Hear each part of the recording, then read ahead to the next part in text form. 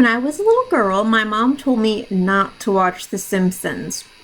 It questioned Christianity, it showed that adults are stupid, and yep, it had a lot of really sad moments, like really just devastating and dramatic moments that cartoons and frankly other sitcoms would not show. So yeah, I get it. And also, as a little kid, I still thought it was great. The Simpsons, you're still pretty great. It's hard because you've been on for 30 years. You recently just hit 700 episodes. You're the longest running show besides, I think, news programs and soap operas. That's amazing. That is amazing. They are like American animation royalty, hell, animation gods. They amaze me. And at the same time, I'm exhausted for them. I'm exhausted for these ageless characters who are still going after 30 years. That is a tricky and difficult thing for this cartoon. Okay, their characters do not really age, so they have to be naive in everything they approach, but still, you try to keep up some consistency. You try. It's just so hard, because they have their own 30-year legacy to compare them to. Fans will always compare the new stuff to the old stuff. They have other animated adult shows now to compare to. Hell, even late night TV hosts and other live action sitcoms you can compare to The Simpsons. They're just that big, and yeah, even if other shows don't compare themselves to The Simpsons anymore, The Simpsons compare themselves to other shows. There have been some bad seasons where they focused too much on the pop culture references. They were trying to keep up with the times. Yeah. But I have seen the most recent episodes, thank you Disney Plus and Hulu and all the other formats you can find The Simpsons on. And yeah, even if they're not laugh out loud funny, there's still a lot of clever and witty little things that new episodes do that I really love. Some things that The Simpsons will do that no other animated cartoons will do is their flash forward episodes where we see the kids as adults. I still love that. Where they place each other in different time periods and into different novel plots. I swear, The Simpsons were my cliff notes a lot of times when I was a kid. But yeah, they compare themselves to so much. I mean, the biggest one, I think, I wasn't aware of their big rivalry with Family Guy when I was younger because it's they're The Simpsons. You don't really compare them to anything. I get it, but that's just the formula of all sitcoms. A family thing. That did not bug me as much. But when Family Guy and The Simpsons had that crossover, it didn't make my dreams come true, but God, I love that car wash scene. Anything can be said and done, but that was awesome. That was great. That was mind-blowing. I mean, The Simpsons have had crossovers. They've had the guest stars. They are just a lot. They're a lot to deal with. And 30 years, still the same voice acting cast. Those poor bastards must be so exhausted. Especially Tress something or other. To find out that she basically does all children and all women of The Simpsons, I'm exhausted for her. I don't know if they just pay her really well or she's trapped there, but wow.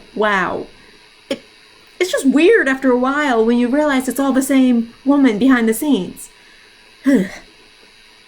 Now, yes, The Simpsons are doing this thing now where they're replacing all their white actors who were behind all their people of color characters. And in this special case, because these actors have been playing these characters for 30 years, I would think they are more heartbroken than others to let go of these characters they've known so long. But still, it's not really cool. I think if there was a situation where there were more people of color behind all other, voiceover acting things, we could talk about it. But no, it's an uneven scale, so I get why they're doing it. But still, I miss Apu. Even if he's a cheapskate, he's a sweetheart. Yeah. I love how Apu would get his own, episodes focusing on him. The Simpsons were special to me because they would focus on all their side characters, their third characters. Almost every character in the show has gotten at least one, or maybe two, of their own special adventures and dreams and disappointments, whether the Simpsons help or hinder them, they are explored. This city is explored, and it's amazing. I do have two very, very, favorite episodes of The Simpsons, but I gotta say, I only have two that I really, really treasure. I can still watch any other episode, and there are certain quirks from, our main family that, throughout all the seasons, all 30-something seasons, stay true and, make me happy to see them, old or new. I love that Lisa is the voice of the unheard still. You have not gone out of style, sweetie, and I just love how you never stopped being smart. It just, I love your character design. It is wonderful. I love that you still have the same challenges and you always try new things and you're still just a cute, endearing little girl. Lisa, you're a treasure. Bart, I love how even though you're such a wicked little brat, there are moments when you have so much dignity, even though you're 10 years old. And wow, it's amazing. I love that. I also love that you're always on a first name basis with your teachers and principal. Wow. Homer, you are basically every vice rolled into one man. But still, when you get excited like a little schoolboy and you make that funny little giggle, and you honestly make me want to eat a donut when I see how much joy you have from eating it. That's amazing. And I may not have kids, but when you strangle Bart, a little part of me is pretending that, certain kids in my life, you're living the dream for me, Homer. You're living the dream.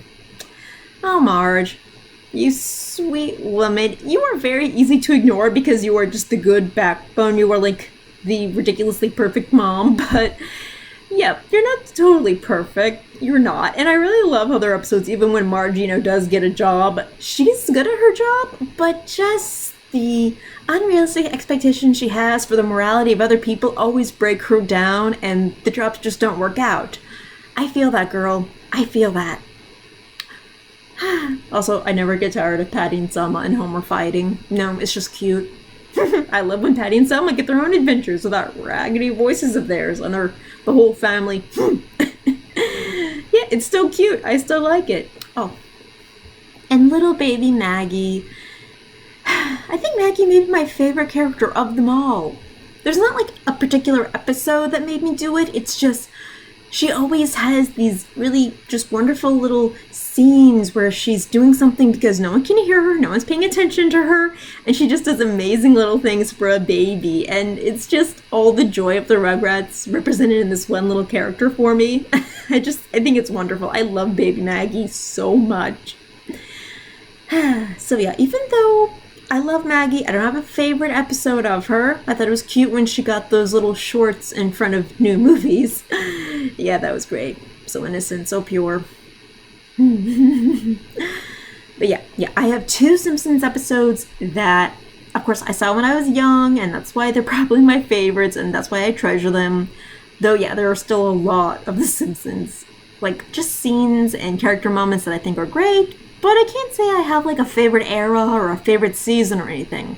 But I do have these two episodes. I saw them, and I love rewatching them. The first one is Our Lost Lisa, or I Lost Her Lisa. I don't remember what the episode's called, but when I look it up, I'm happy to watch it because it's one where Lisa wants to go to a museum, Marge can't take her, so she tricks Homer into letting her, have permission to take a bus. And even though Lisa is a very intelligent little girl, by just a very easy mistake that any normal person could make, she gets lost, and then Homer's like, wait, no, I probably shouldn't do that. And it's just this really funny sequence where he tries to find her, and then he gets in trouble, so she has to save him. And and then Homer tries to take her to the museum. Of course, he breaks in for her, and he's like, honey, can you open the door? The cops have Daddy's fingerprints. And they just share this really sweet and crazy moment that is so Homer. But even though Homer and his daughter are total opposites, they've always had a very sweet bond. Homer can give or take his other two kids, but he does love Lisa so much, and it's really sweet. And then my second favorite episode, one of the saddest of all times, is the one where the Simpsons children are taken by social services.